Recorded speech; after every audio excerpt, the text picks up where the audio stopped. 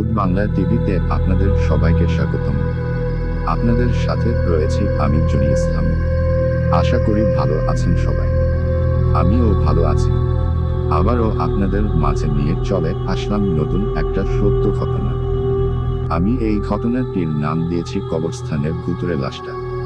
তো মমিন ভাইকে ধন্যবাদ এমন এক ঘটনা শেয়ার করার জন্য। আপনারা চাইলেও আমাদেরকে ঘটনা শেয়ার করতে পারেন আমাদের ইমেল অ্যাড্রেসে। আমাদের ইমেল হচ্ছে bhutbanglatv@gmail.com এ পাঠাতে পারেন। তো যেভাবে লেখা আছে আমি সেইভাবে পড়তে শুরু করছি। কোনো কিছু ভুল হয়ে গেলে ক্ষমা করে দিবেন। তো আমি ঘটনাটি শুরু করছি। সত্য ঘটনা। হঠাৎ করে লাইট জ্বলে উঠল। লাইটের আলো এসে আমার চোখে পড়া মাত্র আমার ঘুম ভেঙে গেল। বিরক্তি নিয়ে চোখ না খুলেই প্রশ্ন করলাম, কে? একটি ভরাট মধুর কণ্ঠে জবাব এল, আমি লাফ দিয়ে বিছানায় উঠে বসলাম, আহত স্বরে জিজ্ঞেস করলাম, আপনি কে? সে কিছু বলতে যাবে তার আগেই আমার চোখ দিয়ে পড়ল তার মুখের উপর। আমি চমকে গেলাম। যতটা ভয় পেয়ে বিছানা থেকে লাফিয়ে উঠেছিলাম, সব ভয় যেন এক নিমিষে কোথায় হারিয়ে গেল। মনে এখন শুধু কৌতূহল আর একরাশ বিস্ময়। এত সুন্দর মেয়ে মানুষ আমি কোনদিন দেখিনি, কেউ দেখেছে বলেও আমার মনে হয় না। আমি ভাবছি বন্ধ ঘরে সে কিভাবে এলো, আর এই কেন? ঘরে আর কেউ নেই। মেয়েটা হাসছে, তবে হাসিতে শব্দ নেই। আর সেই হাসির মোহে আমি বরফের মতো গলে গলে যাচ্ছি। সে ধীর স্থির হয়ে আমার পাশে দাঁড়ালো। মুখে সেই পাগল করা হাসি, চোখের দৃষ্টিতে যেন জাদু খেলা করছে।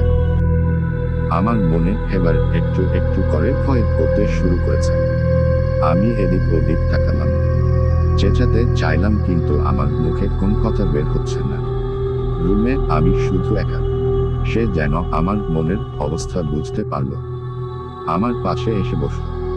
আমার মাথায় হাত বুলিয়ে বলল, ভয় করবেন না, আমি আপনার ক্ষতি করব না। আজ থেকে আমরা বন্ধু, বন্ধু কোনোদিন বন্ধুর ক্ষতি করে না। বলেই হেসে উঠল। এবার হাসির শব্দ হলো। এই হাসিতে যেন রুমে এক তাণ্ডব লীলা খেলে গেল। আমি প্রাণপণে চেষ্টা করছি বিছানা থেকে উঠে দরজা খুলে বাইরে বের হতে, কিন্তু হাত পা যেন অবশ হয়ে আছে। সে আবার বলল, ভয় পাবেন না। আর আপনি কি বলতে চাইছেন আমি সব জানি। একদিন আপনাকে সব জানাবো। আমার একটা উপকারের জন্যই আপনার কাছে আসা। আজ আমার সময় শেষ। এবার আসি। আপনাকে আমি মোবাইলে কল দিব, আপনার সাথে দেখা করব। তবে যাবার আগে একটা কথা বলে যাচ্ছি, আজকের কথা কাউকে বলবেন না। বলতে বলতে সে দরজার দিকে যাচ্ছিল। এত ভয়ের মধ্যেও আমি মনে মনে চাইছিলাম সে আর একবার যদি ফিরে তাকাতো। আসলে সুন্দর মুখটা আমার মনে পিপাসা বাড়িয়ে দিয়েছে। সে আমার মনের কথা যেন বুঝতে পারল। সে দরজার কাছে দাঁড়ালো, তারপর পিছু ফিরে আমার দিকে তাকিয়ে হাসল। বলল, যাবার আগে একটা কথা বলা উচিত, আমি কিন্তু মানুষ নয়। আমি চমকে গেলাম। সে দরজা খুলে বাইরে বের হয়ে গেল। অল্প কিছুক্ষণ পরে আমার শরীরের স্বাভাবিক অবস্থা ফিরে এল। আমি বিছানা থেকে নেমে দরজার কাছে গেলাম দরজাটা বন্ধ করে দিতে, গিয়ে দেখি দরজা বন্ধই আছে। ভয়ে অস্থিরতায় আবার বিছায় চলে এলাম। বালিশের পাশ থেকে মোবাইল ফোনটা নিয়ে বাড়ির মালিককে ফোন দিলাম। বাড়ির মালিক কাছেই থাকে। ফোন রিসিভ হতেই সেই মধুর কণ্ঠ ভেসে এল, বলেছি না কাউকে বলবেন না। লাইন কেটে গেল। ভাবছি চাকরি ছেড়ে চলে যাব, কিন্তু গ্রামটা আমায় এতটা মুগ্ধ করে রেখেছে যে মনকে বুঝাতেই পারছি না এত সুন্দর পথে আঁকা গ্রাম হয় কি করে। এখানে বলে নেওয়া প্রয়োজন। আজ যাহা বলতে বসে আছি তা হয়তো গল্প বটে, কিন্তু ইহা আমার জীবনের চরম একটি সত্য ঘটনার চর্চা। যাই হোক, তবে গল্পই বটে। জীবনের বিচিত্র মোড়ের ধাক্কা খেয়ে মানুষ কত রকম বিস্ময়কর মরীতি বহন করে, কে কার খোঁজ রাখে। তেমনি একটি মরীতি আমার জীবনের যেমন গল্প, তেমনি আবার অমূল্য এক আনন্দ। কথা না বাড়িয়ে গল্পে ফিরে আসছে। গ্রামের নাম পানিচরতি, চট্টগ্রাম জেলার সাতকানিয়া উপজেলার প্রত্যন্ত একটি গ্রাম। গ্রামের গা ঘেঁষে বিশাল বিস্তৃত একটি পাহাড়। 2 দিন আগে আমি এখানের একটি এনজিও অফিসে চাকরিতে যোগদান করেছি। আমার নাম আদিল মাহমুদ, বাড়ি জামালপুর জেলায়। অফিসে আবাসিকের ব্যবস্থা রয়েছে। আমি অবিবাহিত বলে অফিস আবাসিকে থাকি। আমার অন্য কলিগরা লোকাল, তারা বাড়ি থেকে এসে অফিস করে। একজন কাজের মহিলা আছে, সে রান্না করে দেয়। সকালে মহিলাটির রান্না করতে এসে আমায় বলল, স্যার আপনি কি কোন কারণে ভয় পেয়ে আছেন? আপনাকে কেমন যেন দেখাচ্ছে। আমি বললাম, না তো, নতুন জায়গায় এসেছি তাই কেমন যেন লাগছে। মহিলাটি কথা না বাড়িয়ে রান্না করতে চলে গেল। আমি বিছানায় শুয়ে রাতের সেই মায়াবীকে নিয়ে ভাবতে লাগলাম। হঠাৎ কার যেন মধুর ডাক কানে এল। বিছানায় উঠে বসতেই দেখি রাতের সেই মেয়েটি। শান্ত, ভদ্র, অতি গম্ভীর গলায় বলল, খালা আছে। আমি বললাম, কোন খালা?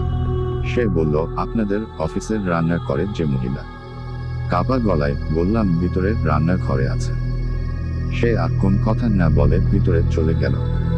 অবাক হলাম, সে যেন আমাকে চিনি না বা কোন দিন দেখা হয়নি। কিন্তু কাল রাতে এই মেয়েটি ছিল। আমি কি করব ভাবছি। এমনবার মনে হলো রান্নাঘরে গিয়ে মেয়েটিকে তার নাম পরিচয় জিজ্ঞেস করি।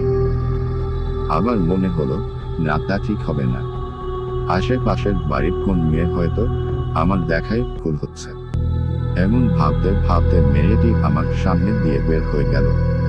এবার দেখে মনে হলো আমার দেখার মধ্যে কোন ভুল নেই, এটাই সেই মেয়ে। আমি দৌড়ে রান্নাঘরে গিয়ে মহিলাটিকে বললাম, আপনার কাছে এখন যে মেয়েটি এসেছিল তার নাম কি, তার বাড়ি কোথায়? মহিলাটি যেন আকাশ থেকে পড়ল। সে ফ্যাকাশে গলায় বলল, কই, আমার কাছে তো কেউ আসেনি, বলেই সে ভয়ে ভয়ে আমার দিকে তাকালো। আমি আর কিছু না বলে আমার রুমে চলে এলাম। এরপর প্রায় কয়েকদিন কাটল, আর তেমন কিছু ঘটল না। মেয়েটিকেও আর কোথাও দেখলাম না। কিন্তু আমার মন চাইছিল আবার তার সাথে দেখা হোক। একদিন রাত 12টার সময় একা ছাদে বসে আছি। অবশ্য আমি প্রায়ই রাতে ছাদে আসি। রাতের তারাভরা আকাশ আমার খুব ভালো লাগে। মনে হয় তারাগুলো আমার সাথে কথা বলছে। আর চাঁদ তো আছে। খুব গভীর ভাবে যখন খেয়াল করি তখন চাঁদের মধ্যে অদ্ভুত কালো দাগগুলো দেখা যায়। অনেক ভালো করে খেয়াল করি প্রতিদিন। এক এক সময় নতুন নতুন দাগ আসে, আবার কখনো কখনো পুরনো দাগই রয়ে যায়। আসলে এটা আমার গভীর রাতে চন্দ্রবিলাস। কতজন পারে নিজের সবটুকু দুঃখ একপাশে রেখে মধ্যরাতের চন্দ্রবিলাস করতে? সে যখন একবার ভাবনার জগতে পা রাখে নিজের জগৎকে ভুলে যায়। কি প্রয়োজন নিজের জগৎ মনে রাখার? এই কল্পনার জগৎ যে শুধু তার, এখানে শুধু তারই বিচরণ। এখানে আসার অধিকার সে আর কাউকে দেয়নি। এ যেন স্বপ্নের এক স্বর্গরাজ্য। জানি না আমার মনে কোন দুঃখ আছে কিনা, কিন্তু ছাদে এলে আমার এরকম হয়। অনেক কিছু ভাবতে ইচ্ছে করে। মনে হয় হাজারো দুঃখ আমায় গ্রাস করছে, ঠিক যেন চন্দ্রগ্রহণের মতো।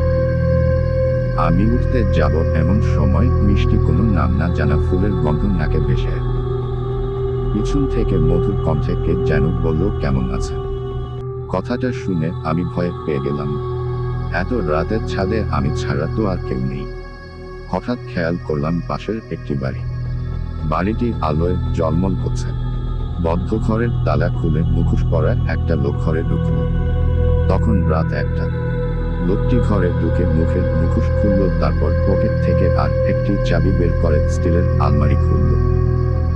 সেখানে থেকে বের করে আনলো একটি মাথার খুলি। মাথার খুলিটি সাদা কাপড়ে মোড়ানো। ভাঁজ খুলে সেটি মেঝে সাদা কাপড়ে রাখলো, তারপর সঙ্গে নিয়ে আসা 3টি গোলাপে বাঁধা একটি তোড়া রাখলো সেই খুলিটির উপর। এক মুহূর্তেই বদলে গেল লোকটি। মাথার খুলিটির সামনে বসে চিৎকার করে কাঁদতে লাগলো সে। প্রায় ঘন্টা খানেক এই বিলাপের মধ্যে কখনো আবেগ, কখনো ঘৃণা, আবার কখনো ভালোবাসার গভীর অনুভূতি কক্ষটিকে তোবদ্ধ করে রাখল। আবার স্বরূপে ফিরল লোকটি। শান্ত, ভদ্র আর মমতায় তার সারা অঙ্গ যেন ঢেকে গেল। পরম আগ্রহে মাথার কঙ্কালটা আবার সাদা কাপড়ে মুড়িয়ে আলমারিতে তালা মেরে রাখল। তারপর ঘটল আর একটি ঘটনা। নেক্সট নাম্বার পাঠের জন্য অপেক্ষা করেন। খুব তাড়াতাড়ি নিয়ে চলে আসব। আর ভিডিওগুলো ভালো লাগলেই অবশ্যই চ্যানেলটিকে লাইক আর সাবস্ক্রাইব করবেন। ধন্যবাদ।